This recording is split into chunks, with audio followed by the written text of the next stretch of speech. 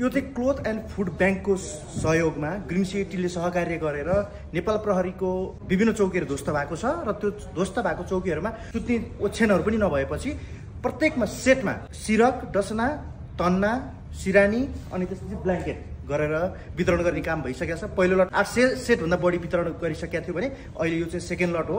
धेरै धन्यवाद। अब हामीले चाहिँ यो पहिला पनि हामीले करिब चाहिँ 800 पिस जति त बाँडि नै सक्यौँ र आज पनि करिब चाहिँ हामीसँग 450 पिस आएको छ। यसमा अहिले हामीलाई बुढा नीलकण्ठबाट प्रधानमन्त्री कार्यालयबाट पनि निवासबाट पनि 16 जना आउनु भएको छ र बालाजुबाट पनि आउँदै हुनुहुन्छ। अब हामी सबैलाई स्टेप बाई स्टेप सबैलाई चाहिँ दिएर पठाउँदैछौँ र अरू कोही कपडा नपाएर समस्यामा हुनुहुन्छ भने एकचोटि ग्रिन सिटी हस्पिटलमा आएर सम्पर्क गर्नु होला। हामी उहाँहरूलाई चाहिँ निःशुल्क यो सामानहरू उपलब्ध गराइदिन्छौँ। हस्, धन्यवाद। हाम्रो सरले भन्नुभएको जस्तै अरू कुनै ठाउँमा पनि अपुग छ भने ग्रिन सिटी हस्पिटलमा सम्पर्क गर्नु होला। क्लोथ एन्ड फुड ब्याङ्कले चाहिँ यो लत्ता कपडाहरू वितरण गरिरहेको छ।